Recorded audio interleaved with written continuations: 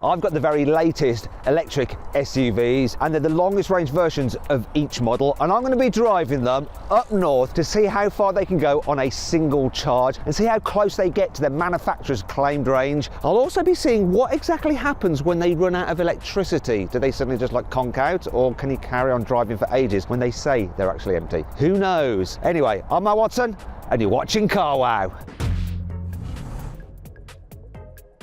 This is the recently updated Audi Q4 e-tron. It has a battery capacity of this and a claimed range of that. This is the Kia EV6 and Kia has just given it a new battery. So the capacity is this and now the claimed range is that. Tesla's also given its Model Y a new battery before the updated Juniper arrives next year. Anyway, it has a battery capacity of this and a claimed range of that. This is the all-new electric Porsche Macan. Loving the colour, I'm also liking the look. Anyway, it has a battery capacity of this and a claimed range of that.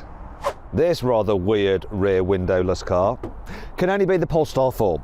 It has a battery capacity of this and a range of that. Finally, we have the Ford Explorer. It has a battery capacity of this and a range of that. For this EV range test, we've charged each of the cars to 100%. However, we couldn't do it here from our starting location, which is Cherwell Valley Services, because all of these chargers are out of action right now. I think they're doing some work on them. Fortunately, there was a McDonald's just around the corner with 2 Ionity chargers, so we had to ferry the cars backwards and forwards. Not a great start. They've actually just turned on the chargers, so they're just booting up now. Looks like we got our timing wrong. Okay, we're in the cars. I'm going to start off in the Audi Q4. Everyone has got their trip reset. We've got full batteries. We are good to go. Few rules. We are not going to use the cruise control on the cars. We're going to drive them ourselves. Well, we'll use the climate control and set it around 20 degrees. We won't be using the electric seats because they can be a bit of a drain on the battery. Also, we're going to be running at the speed limit. We're not going to be going dead slow until we reach a point that we are struggling for charge, and then you're going to do what any normal EV driver will do and slow down to maximise their range. But until then, we're just going to drive normally. So then, Nick, lead us away. I seem to be running in efficiency mode. I'm just going to run it in auto mode. No one likes efficiency. There we go. Oh look, here's another charge point which isn't actually working. It looks brand new. At least they're putting new ones in. That's how it should be. Every petrol station, you should have fast charging. Maybe we get in there. We'll find out on this journey. How many service stations I stop at which have inoperable electric car chargers. So let me tell you about this Audi. It starts from just under £48,000, but this one, because it's got the mid-level motor and the larger battery, plus it's the top spec in terms of equipment, it's actually £60,000. Though you can save an average of just under £4,000 off a new Audi Q4 through Carwow. Now, in terms of the interior, they haven't really updated this, but it still looks pretty nice. The infotainment system's easy to use. I like the fact that the climate control is separate. Audi's been doing good digital dials for ages now, and I don't think there's really been much improvement by anyone else. They're nice, clear, got plenty of information, but there are a few things like the plastic up here feels a little bit hard. Down here it's a bit scratchy, and you can tell that this is towards the bottom end of the Audi range, even though it's a £60,000 car. However, the way it drives is quite nice. So this one is on the sport suspension, and it's 15mm lower than standard, yet it still goes over bumps really well, and it hasn't got adaptive dampers, so that's quite impressive. The steering's pretty responsive, and so too is the electric motor. We've got 286 horsepower on this car, 0 to 60, 6.7 seconds. So it's not a rocket ship, but it's just responsive. If you look over there, you'll see that we've got a Skoda Kodiaq as our camera car. So for a bit of fun, we've actually filled up its tank with diesel. It's a 2-litre diesel, and we're going to measure how far that goes on a tank of fuel. We're also going to compare the running costs for each of these cars in this test at the end of the video. So that'll look at how much they cost in terms of electricity for the journey we're doing. So I've just clocked over 20 miles. I've got 89% of my battery remaining. It says I've got a remaining range of 236 miles, and I've been averaging 2.6 miles per kilowatt hour. Not brilliant. Let's find out how the other cars are doing. Kia, can you give me your details, please? 92% battery. I'm averaging 2.7 miles per kilowatt hour, 256 miles remaining. Polestar, how about you? 91% of my battery remaining, 3 miles per kilowatt hour, 337 miles left of range. How about the Tesla? 90% battery left, 286 watt hours per mile, which works out at 3.5 miles per kilowatt hour. Projected range range of 247 miles, but I would imagine the press person who delivered it was a little heavy-footed, so this is only going to go up. Ooh, fighting talk. How about the Porsche? 93% of its battery remaining, 3.1 miles per kilowatt hour, 241 miles. And finally, the Ford. 91% of its battery remaining, 271 miles, and I'm averaging 3.5 miles per kilowatt hour. Well, that's quite good. So in terms of efficiency, it's the Ford and the Tesla. But really, I think it's quite close right now. Everything to play for. Oh, one last thing. Skoda Kodiaq, can you tell me your average MPG and your remaining range? 43.8 miles to the gallon, and I have 475 miles of range remaining. Tell you what, it's a bit annoying. I've got the top of the range car, but it doesn't seem to have surround view cameras. Just, come on. No? That's it. It's a bit mean. I'm about to jump into another car, but before I do, I'm going to give you a quick overview of the practicality of this Q4. So, knee room here in the back's good, headroom's pretty decent, there's lots of foot space. Now let's check out the boot space. So we've got 520 litres of capacity, but that does include this space under here, which is where all the charging cables are. Let's see how usable it is by seeing how many large men we can fit in it. So let's try large man number 1, see if you can fit in. So he fits. I wonder if we can fit another one in there. I think you're going to have to top and tail large man number 2. Oh no. It's a good job we get on. You're about to get on very, very well. Right, try and squeeze in. Do you reckon this is doable? Right, I don't think this is going to shut. Oh, almost, but no cigar. One last thing to note about the Q4 is that while Audi has updated it and supposedly facelifted it, they haven't actually changed any of the exterior design. As you can see, look, there's the pre-facelift version. The only difference is the trim level. The design and everything is just exactly the same. Here at Northampton Services, northbound on the M1, there is just one DC charger, and it only does 60 kilowatts. I've now jumped into the Kia EV6. The range starts from just under £46,000. However, this one, being the range-topping GT Line S, costs from just under £55,000. It's got absolutely everything on it. I've got heads-up display, I've got wonderful blind spot monitoring cameras. Look, you can see that lorry just there, my blind spot. I've got the 84 kilowatt hour battery, which is the biggest one you can get with this car, but it's only the single motor version. It's rear wheel drive, puts out 228 horsepower and could do 0 to 60 in 7.7 seconds. Now, when I put my foot down in it, the pickup isn't quite as strong as in the Audi. Also, just the way it goes down the road doesn't feel quite as expensive. The cabin just feels way more high-tech than the Audi. You have separate climate control buttons there. Look like you can just quickly change the temperature like that. And they're not physical buttons, it's like a touch-sensitive screen. It works pretty well. In terms of quality, yeah, it feels about the same as the Audi, really. The seats aren't quite so nice, though. Right, so we're just coming up to 50 miles, and this Kia is averaging 3.1 miles per kilowatt hour, and I've got 82% of battery remaining, which is good for a range of 231 miles. Let's see how the other cars are doing. What's happening with the Q4? 3.2 miles per kilowatt hour, 78% remaining on its battery, and is predicted to do another 226 miles. What about the Polestar? Polestar is doing 29.2 kilowatt hours per 100 miles, which works out at 3.4 miles per kilowatt hour. It has 83% of its battery left, and it reckons it can go another 308 miles. Whoa! What about the Tesla?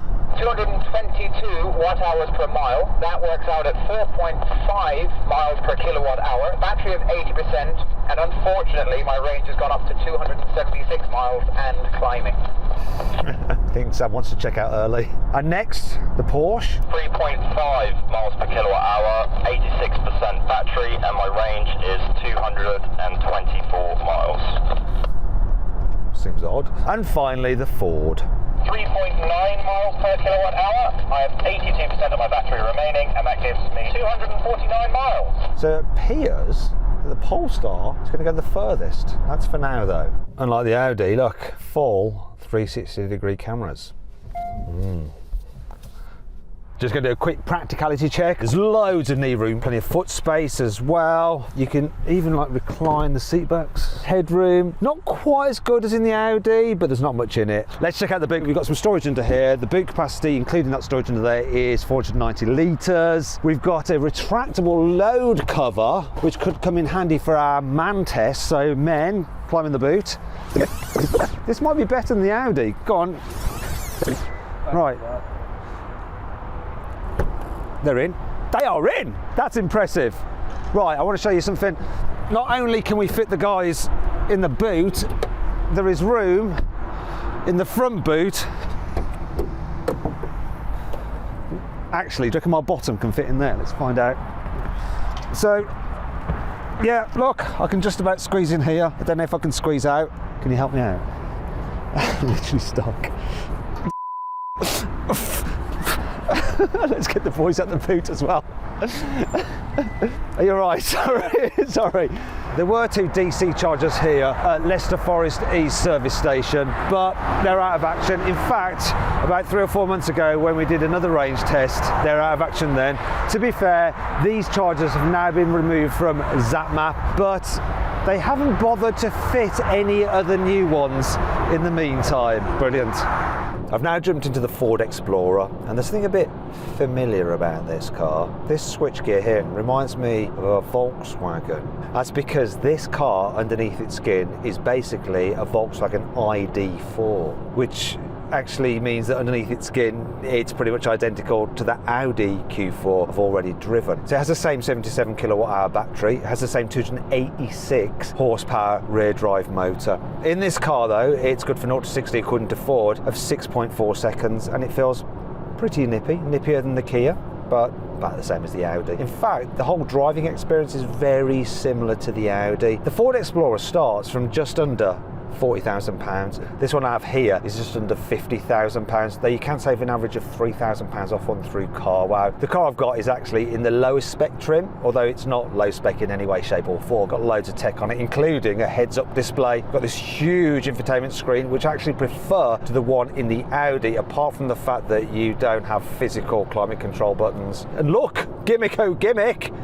we can change the angle of it.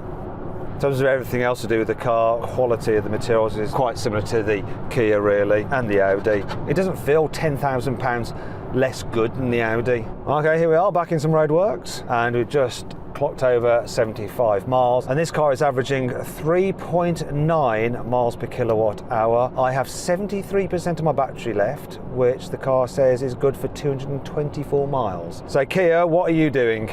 3.2 miles per kilowatt hour, 74% charge, 206 miles remaining. Polestar? 28.7 kilowatt hours per 100 miles, which equals 3.4 miles per kilowatt hour. 76% of my battery left, 282 miles. Tesla? 230 watt hours per mile, which works out at 4.3 miles per kilowatt hour. My battery is at 73%, and my range is now projected at 246 miles. Porsche? 3.5 miles per kilowatt hour, 78% of my battery left, and an expected range of 208 miles. The Porsche is bizarrely low. And finally, the Audi. 3.4 miles per kilowatt hour, 69% of my battery remaining. I'm going to do another 189 miles. That's doing terrible. I mean, considering the Audi is the same car underneath the skin as this Ford Explorer, its projected range is way off. I think things may change a little bit the further we go, but we'll have to wait to find out. Look at this. Considerably cheaper than the Audi, yet 360-degree cameras. Even though the Ford Explorer is based on the Volkswagen ID4, it does look a lot better, but that's mainly because the ID4 is such a terrible design. I do prefer the look of the Audi than this, and the Kia EV6 as well, but it's all right. Here in the back, knee room's good, headroom, it's good. Now, I personally find it a bit more comfy to sit in than the Kia, mainly because this seat seems a little bit higher off the floor, though you can't recline the seat backs like you can in the Kia. And as with the other cars I've tested so far, flat floor, so plenty of foot space, though you can just squeeze your toes underneath the seat in front. I actually think I'd rather go a distance in the back of this than the Kia. Now for the boot test, we've got a capacity of 470 litres. I would like to lower this false floor for you guys, but I can't because the cables are in there. It's a shame. Though look, unlike with the Audi, we have a soft load cover, so that might actually help you out in terms of space. I think we could be on. Prepare, prepare, prepare. Scream if it hurts. Hello in there. No, I'm so sorry. Right, sorry. I've been more comfortable. Sorry, Jack. Oh dear.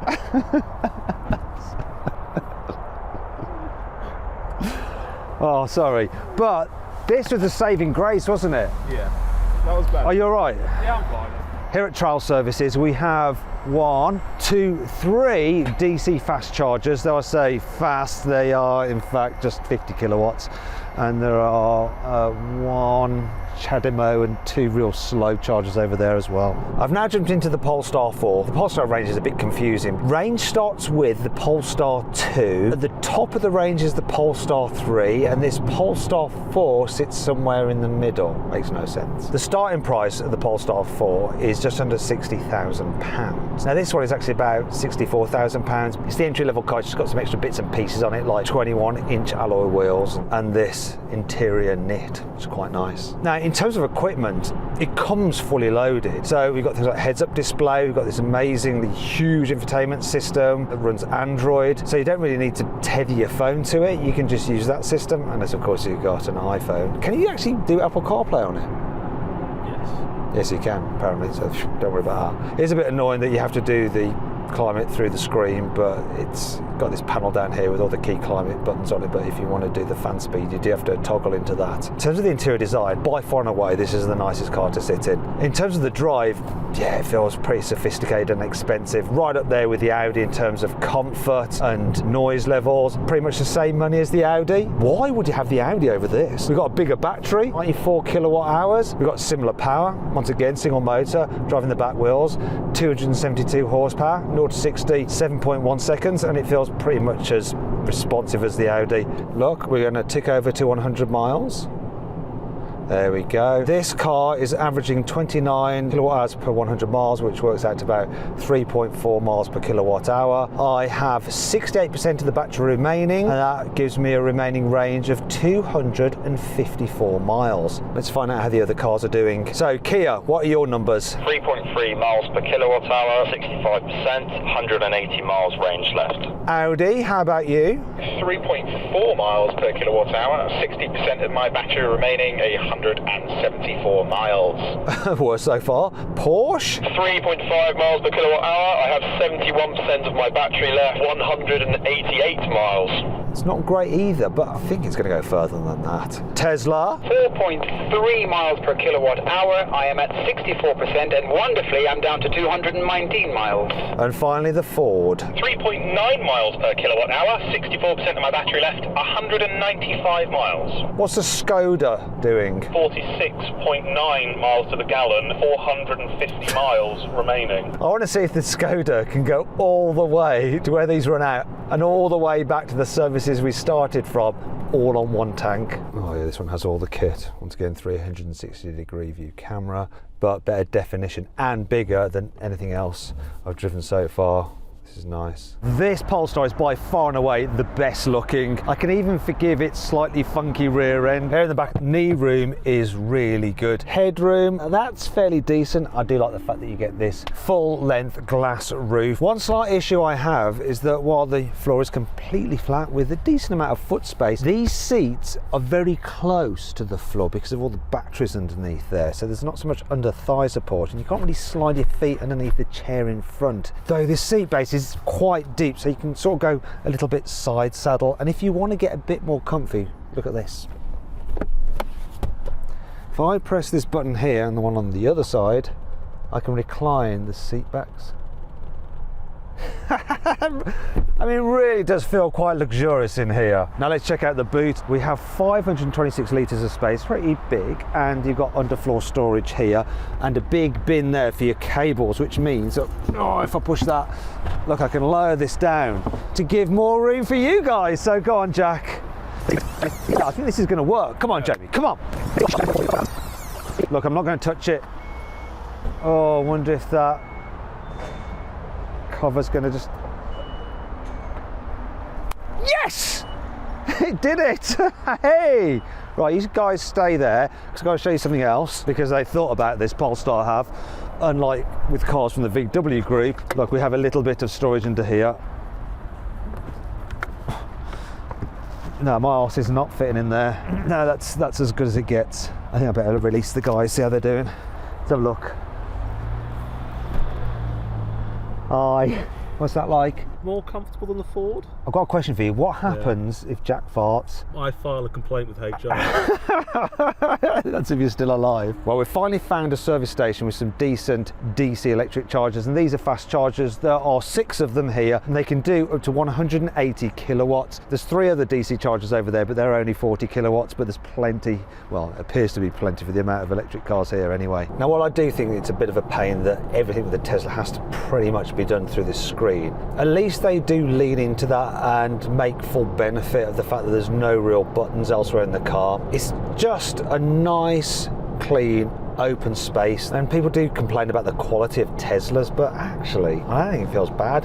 All the materials that you touch are soft and squidgy, even down on the door bins as well. There's less scratchy plastics in this than you'll find in the Audi, and this is considerably less expensive, so it starts from £47,000. This one though has the very top level of cruise control, and that's a £6,000 option. Now it'll do things like stop you at traffic lights in town, but you don't need any of that. The basic system that you get as standard with this car, that's all you need. Now the infotainment system does have an issue that you can't plug your phone into it. There's no Apple CarPlay, no Android Auto. You have to use Tesla's system, and it's quite complicated with lots of different features in these different menus, but when you've been with the car for a while you do learn it, and it is okay. And if you want to change the temperature, obviously you have to go into the air conditioning menu and then look down a little bit. Also, this is by far and away the sportiest car that I've driven so far. Part of the reason for that is the performance that you've got. So this is the entry-level single motor rear wheel drive car, 352 horsepower, 0 to 60 in a respectable 5.7 seconds. But there is one element to this car's driving experience which could put you off, and that's the fact that the suspension is a little bit overly firm. Fine when you're on the motorway, but when you're on a bumpy road it can have you bouncing about a little bit too much. Also with the Tesla you get so much tech,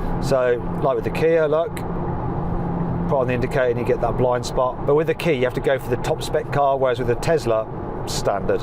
This Tesla is my second favourite car to drive so far, after the Polestar, but when you're considering the price, you can see why so many people buy this Tesla Model Y. Right, let's just do a quick battery level check-in. So the Tesla is averaging 23.9 watt hours per mile, which do the calculations, is 4.2 miles per kilowatt hour. We've got 53% of the battery remaining, which is good for 173 miles. Let's check in with the other cars. Kia, what are your numbers? I've got 3.4 miles per kilowatt hour, 54%, 147 miles of range. How about the Audi? 3.5 miles per kilowatt hour, 47% of battery, 139 more miles. So it looks like the Audi is going to run out first. What about the Polestar? 3.5 miles per kilowatt hour, 58% battery left, 218 miles of range. And the Ford Explorer? 4 miles per kilowatt hour, 63% of my battery left, 169 miles. And finally then the Porsche. 3.6 miles per kilowatt hour, 62% battery, 163 miles. Right, that is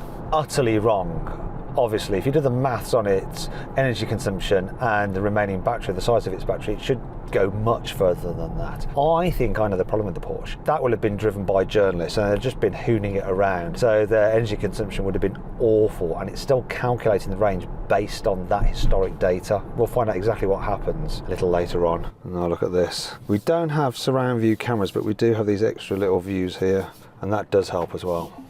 So you've sort of got your bird's eye view. The biggest problem for me with the Tesla Model Y is the way it looks. I know it's very similar to the Model 3, but somehow it just looks wrong and distended. I am not a fan. What I can't fault about the Model Y though is just how roomy it is here in the back. Loads of knee room, headroom's good, and you get the glass roof as standard. The seats are a decent distance from the floor, and there's loads of foot space, and you can slide your feet underneath the seats in front because they're jacked up. And do you know what? This seat back, while you can't move it, it is nicely reclined. There is one small problem.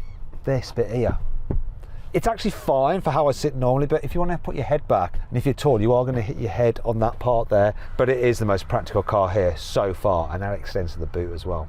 In here, you have a whopping 850 litres of space. A lot of that is underneath there where you keep all your cables, and some more storage underneath here. You have a load cover, which is a firm load cover, so I'm not sure how this is going to work for you guys, because in theory you should both fit in there, but let's see.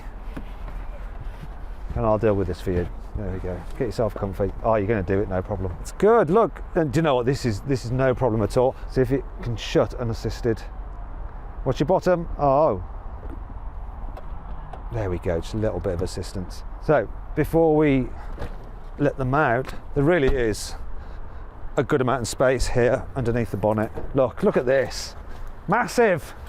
Absolutely massive. Could take a bath in here. Anyway, I better let them out and see what it's like for them in that boot for their final verdict. Jamie, what's it like in there? It's all right, actually. Yeah, I've got a footwell. Okay, is it better? Yeah. Best so far, Jack? I'm not the most comfortable. Okay, all right, Ed. Come on then. Sorry.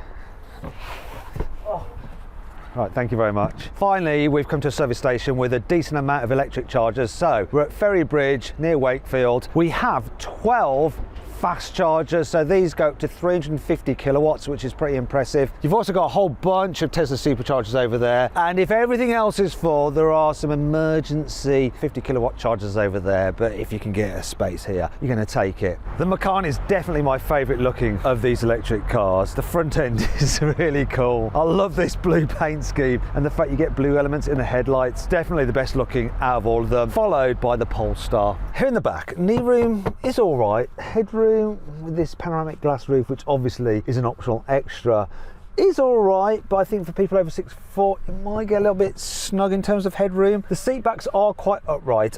Do you know, there's something slightly tight about the feeling here in the back. Maybe it's the footwell isn't particularly spacious compared to the other cars, though you can just about slide your feet underneath the chairs in front. I think out of all the cars, it is the least spacious in the back. You can also get dual zone climate control in the rear, though of course that's an optional extra, and you've got 2 USB-Cs there. The load capacity is 540 litres, which is the second largest here after the Tesla. Now let's see how usable it actually is. So underneath here, we have the Bose sound system. So we probably haven't got the full 540 litres in this car. Once again, that's an optional extra. Let's see how practical it is when it comes to carrying men. So men, do you think? We obviously have a hard load cover, so I don't know how that's going to work out for you.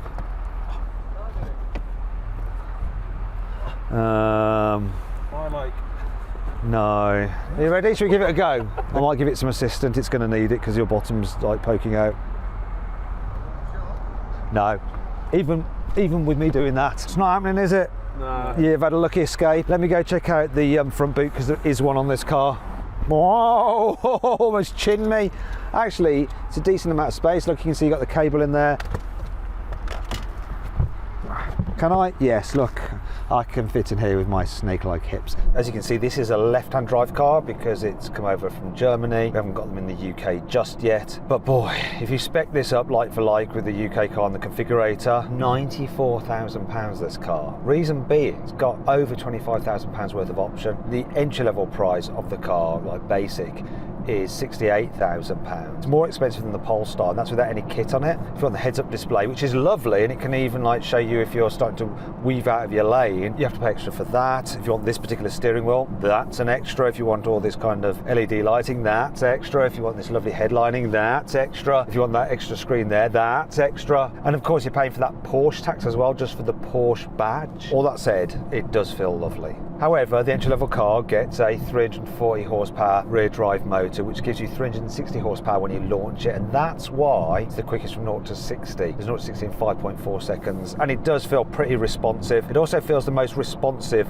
to drive. The steering is just very, very reactive, but not kind of flighty in the same way that the Tesla is. This particular car does have the optional rear axle steering, which does make it steer a little bit quicker. But in terms of handling, this is the best car, and it rides the best as well because it is fitted with air suspension, which of course is another option. I don't think it's a massive improvement over that Polestar. It does run it close to Polestar, and that car is a lot better value. In terms of how things feel though, like the indicators and the noise from the indicator, has a touch of quality to it. Soft touch all the way down here. Feels solid as well. We've got climate control buttons which are separate to the infotainment system. The screen itself is really high definition. It's quite easy to navigate as well. Overall, this car has the nicest interior. So look at this, the sun is going down and about to hit 200 miles. So here in the Porsche, I am averaging 3.5 miles per kilowatt hour. I've got 39% of the battery remaining,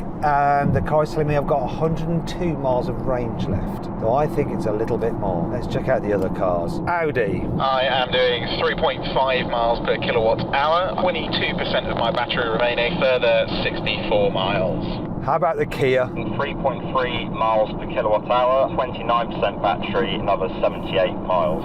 How about the Ford? The Ford is averaging 3.9 miles per kilowatt hour. I have 29% of my battery left, which should take me 85 miles. The Tesla? 4 miles per kilowatt hour, 30% battery, and that is saying a projected 93 miles. The Polestar. Hello, Polestar. 3.4 miles per kilowatt hour, 38% of my battery left, 141 miles. Ooh, so the Polestar has the best range. I've pulled over because I've got a bit of a dilemma. I need to decide which car I think is going to go the furthest overall. Is it going to be the Porsche? Or is it going to be the Polestar? It's going to be close between these two because they're very evenly matched. They are both consuming energy at the same rate. So this is doing 3.5 miles per kilowatt hour. So is that. They have similar battery pack sizes. This is the 95 kilowatt hour pack. This is a 94, and they've got similar amount of their batteries remaining. This is on 33%. This is on 32. So I'm not sure which way it's going to go. Now forget the remaining range because that's a calculation that I think is slightly off for the Porsche. But I've got to decide right now which one I think is going to go the furthest. So which is it? I've gone for the Polestar. Now I'm not sure if it's going to be the right decision. I guess we'll find out. But if I was going to be leasing one of these cars, choosing the Polestar over the Porsche would be the right thing to do, and here's why. So Carwow has just launched its own leasing broker. It's called Carwow Leasing. If I go on there, I can see that I can lease this very Polestar for £440 excluding VAT, and that's over 48 months and with 9 months down. The Porsche, on the other hand, is £700 excluding VAT, once again over 48 months and 9 months down. And that's the Porsche without all the options fitted to our particular car, so it would actually work out more. And for that difference per month, I would definitely go for the Polestar. Now, if you want to check out Carwow Leasing, click on the pop-out banner appearing in the top right-hand corner of the screen. Okay, everyone, let's have a quick check-in. So I'm still averaging 3.5 miles per kilowatt hour. I've got 28% of my battery remaining, and it reckons I'm going to do 105 miles. What's happening with the Kia? I've got 3.4 miles per kilowatt hour, I've got 18% battery, and it's saying I'm going to do 45 miles. Are you going to stick on this route for a bit, or are you going to have to pull off? I found a fast charger about 43 miles away, so I think I'm going to head there. Ooh, that's going to be fun. Anyway, Audi, what about you? My battery warning has just come up at 30 miles of range. I'm doing 3.5 miles per kilowatt hour, 11% battery left. So you're going to have to get off pretty soon. Yes, I'm going to have to get off in 26 miles is what the sat-nav is saying. All right, how about the Ford Explorer? It's averaging 3.8 miles per kilowatt hour. I have got 18% of my battery left, which works out to a nice round 50 miles. All right, and how about the Tesla? Tesla sat at 247 watts per mile. That is bang on 4 miles per kilowatt hour, and worryingly, I have a petrol station logged in at 52 miles and a range of 57 miles. So we'll see how that goes, and that is a battery level of 18%. You'd probably be better off going to a charging point rather than a petrol station, but maybe it means a charging point. Finally then, the Porsche, my main competitor. 3.5 miles per kilowatt hour. Same. It has 27% of its Same. battery left. Should go 69 miles. I don't believe that because I'm on exactly the same figures and I've got 99 miles. Can we have a check-in from the Skoda, please? 47 miles to the gallon, 310 miles of range remaining. You can just turn around and go back. stop for a break, showing signs of being tired. Yes, I am. It's the Kia. I've just had a warning to say I need to find a charger. I've got 10% left, but I'm going to keep going.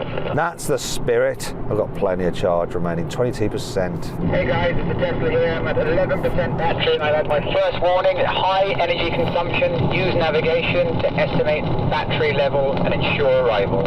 Hey Matt, it's the Audi here. I'm currently sitting at 6 miles of range and I've only got 2% of battery, so I am going to have to come off at the next junction. Oh, there he goes. Goodbye, Audi. Been emotional. 1 down, 5 to go.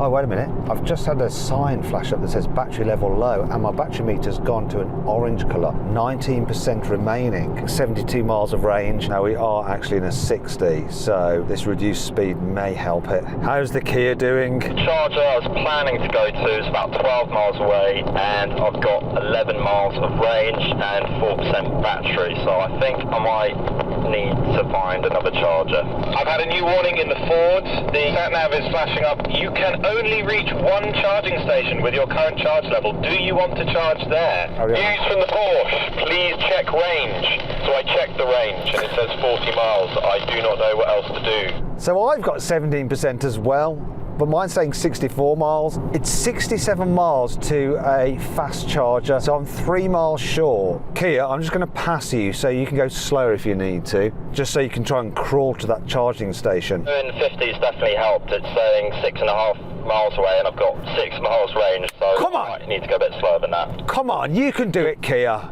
So everybody, let's go. Just at 40, no quicker. I'm going to turn off now. I've got a power limited sign that's just come up on the dash and I'm down to 0% battery, but I should make it. That's now 2 down, 4 to go. It's the Ford here. I have 3% battery remaining, which works out at 9 miles of range, and I have just over 8 miles to go to get to my destination. So I'm going to have to peel off this road very soon, in about 1.5 miles, I think. Tesla, are you going to join him? My station is also in 8.3 miles, but I've been told to stay on the road, and I get to the station that way, and I am at 4% battery with 9 miles left. One of us is wrong, Nick. Do you think you're both going to the same charger? Will it be whoever gets there first? If so, I think that might be Sam, because I've just had a warning that says performance restricted, consult the owner's manual. Well, no time for that because I've got to turn off. There he goes. Goodbye, Ford. He suddenly just like swerved down there. How long till you have to pull off in the Tesla? 6 miles. I have got 6.1 miles of range left at 3% battery. Oh wait, I've got a call. Hello? Hello, hello. So this is the Q4. What's happened? The car only let me use 25% of its power once I hit 0 miles and 0%. I finally ran out of charge. The car came to a stop. I then turned it off and then turned it on again, and it let me move it at 4 miles an hour. And then literally as I got to the charger, it just petered out and completely died at 267 miles. How far did it go after it said there was no battery left? It only actually did 3 more miles. And what percent has it done of its claimed mileage? Supposed to do 336 miles, but it's only done 79% of its claimed range. Brilliant. All right, and thank you very much. Tesla here. I'm going to have to peel off. I've got about 1.5 miles in range. Good luck to everybody. Okay, Porsche, it's just the 2 of us now. I've got 9% of my battery remaining. It says I've got 32 miles. I've got 35 miles to the charging point I want to reach in Scotland. What's your car saying? The Porsche is saying it has 7% battery, 12 miles of range, and I think the charger I need to go to is about 10 miles away. The problem is the next one on from that is quite a way on a dual carriageway, so I am going to be peeling off, I think, at this point. What's your efficiency though? Still doing 3.5 miles per kilowatt hour at the moment. So if you're doing 3.5 miles per kilowatt hour, you've got 7% of your battery and you've got a 95 kilowatt hour usable battery. Surely be able to go further than 12 miles. I probably can, it's just I don't know how much. Oh, hello. It's a call from Sam in the Tesla. Hey Sam, have you run out of charge? To be fair to Tesla, I didn't want to do it an injustice, so when I got to the charge station, I had 5 miles left. There was a side road that I went driving around a little bit, and eventually it got down to you can no longer go any further. So I turned round to head back to the charging station. I got right next to the pump, pulled forward to reverse back, and it cut out. Oh no. So then I'm blocking the road, and all my fellow Testonians, I googled how to put it into tow mode, and then a fellow Testonian helped me push it back. This is me enjoying Tesla ownership. And now I'm sat here. It's already got 112 miles in the tank, so yeah. Electric cars are just amazing, aren't they? I love the way you call it the pump and the tank. You're such a petrol head. Quick question, how far did you go in total? 294 miles. And how far did it go after it said it had no miles remaining? About 7. Okay, so quite a lot. How far was your car supposed to go on a full charge? So apparently they're supposed to do 373 miles. So that means you've done about like 79% of the claimed range. Yeah, it's not great, is it? And what about the efficiency overall? 3.8 miles per kilowatt hour. I'll leave you to charge up a little bit more. I'm going to see how far I can go. See you later. Hey Porsche, how are you doing? I'm on 7% battery and 24 miles of range, 30 miles to go to my charging station. I am on 5% battery, 5 miles of range. As I hit 5% battery, I had another warning come up, the infamous tortoise and drive power reduced. I am going to have to turn right at the next roundabout and leave you, I'm afraid. I'm going to turn right and you're turning left, so this is goodbye. That's the end of the Porsche. You're not going to make it to Scotland then. I think this Polestar is the only car that's going to do it. I can see him in my mirror. Goodbye, Porsche. Goodbye. Good news, I've made it to Scotland. Yay, look, there's a sign for Edinburgh as well. Not going to be making Edinburgh. Do you know what? This road is familiar. In fact, this very point here is familiar because I actually conked out in another car in a different EV range test. If you want to see what that car is, click on the pop-out banner appearing in the top right-hand corner of the screen or follow the QR code on screen now. Okay, so I've got a plan. I know that the fast charger is back there in that town. I've got 9 miles of range, 3% battery. What I'm going to do is turn around in this village and head back to that charger and play it safe. See if I can loop back on myself. This is tight. Blimey. Is this right? This is interesting. It'd be terrible if I ran out of electricity here. It'd be rather awkward. I think it must be this way. Oh, this is tight. And then down here, and I should be able to get back on myself. Oh, hello.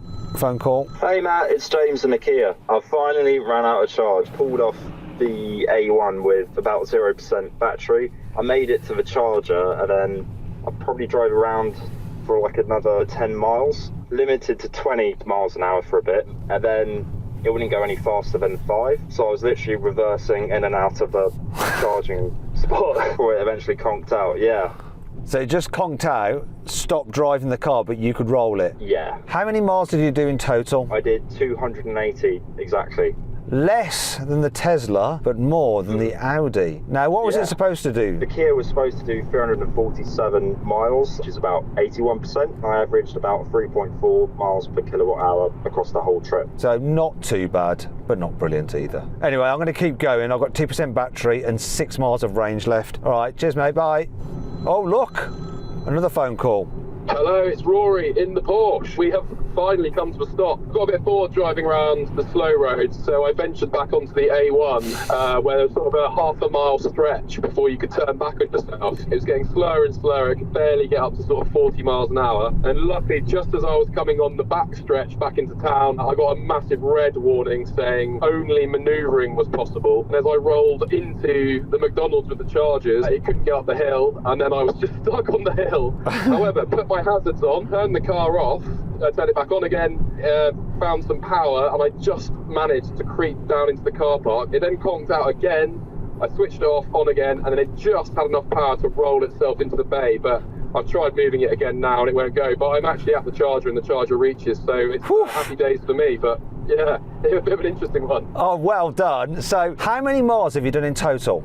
318.1 miles. Only done 3.1 miles after 0%. But the interesting thing is you would have made it to Scotland because I've done 320 miles and I've gone past the charger more than like 5 miles ago. I'm now coming back to it. So you could have made Scotland. You know, I said I went up the A1 a bit. I did make it to Scotland. 500 metres. And then I turned around and came back to England and I went back to Scotland again about 4 times. But I'm now in England again. Oh, well done. 318.1. That is the best so far, apart from me, because I'm now at 320 and I'm still going. So what was your claimed range? I think it was supposed to do 386 miles. I think that's 82%. What was your energy consumption over the whole journey? 3.5 miles per kilowatt hour. That's all right. Okay, oh dear, look, 1% battery, consider charging. I'm going to drive around for a bit. Oh, here we go, another phone call. It's the last one. So tell me what happened with the Ford. Hit 0%, still had 1 mile of range, which was a bit strange, but it carried on going for another 5 miles after that, most of which in manoeuvring only mode, which limited it to 4 miles an hour. Oh. And it eventually died at 291 miles. That has just been beaten by the Tesla, but you did beat the Audi and the Kia. So go on then, what was the range that your car was supposed to do? So it's supposed to do 374 miles, which means I managed to do 78% of that, which is not too bad. Among the worst, actually, so far. What was your energy consumption? 3.8 miles per kilowatt hour, so that feels pretty good. Well, I've got 1% battery and 2 miles of range remaining. I'm still going, I'm the only one. I am over 320 miles. This car has won, but we need to find out just how much by. Oh, look, no battery life left. Remaining range, 1 mile. So that's at 324 pretty much. Not really getting much in the way of warnings. Okay, I think I'm gonna have to turn around here. There is a charger in there. No way. Oh, this could be perfect. Right, I'm gonna keep going for now. I've got the safety of a charger there.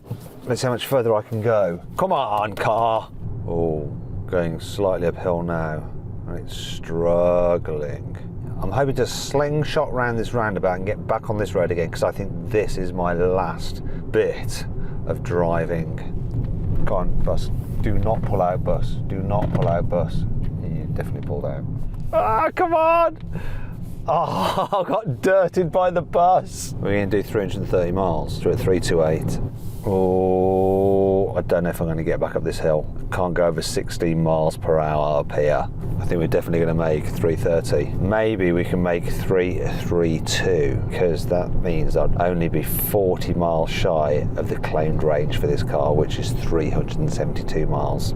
It can't possibly make it up this hill again. Oh, my foot is on the floor. The speed is holding at 15. If I can just make it up here. Come on. Yes. So that's 40 miles within the claimed range. Next challenge is to get to 333, because if we can, that is pretty much 90% of the claimed range. No other traffic, please. No other traffic. Bugger. Go, go, go, go, go. Come on, come on, come on. Get round. Don't slow down. God, you're going slower than me. Classic Honda Jazz driver. Slingshot. This is it. Don't stop here, Polestar. Come on, 332.9. Get me to 333. Come on, get me to 333. We're going up a hill. Ah, this hill could kill me. Less than 100 meters. We've got to do this. Then you've got 90% of your claimed range. Yes! 333. 90% of the claimed range. Whatever happens now is a bonus. Oh no. I just felt something. It's just lost all power. We're at the top of the hill as well. Oh, come on.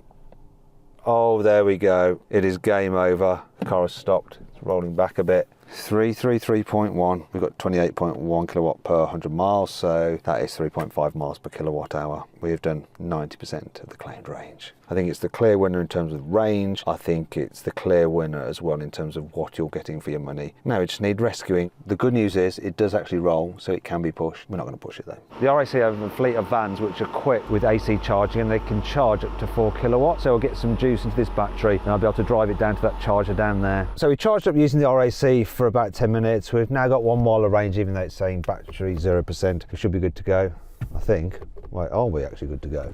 No, we're not. It's rolling back. Don't understand. I bet if I go in reverse.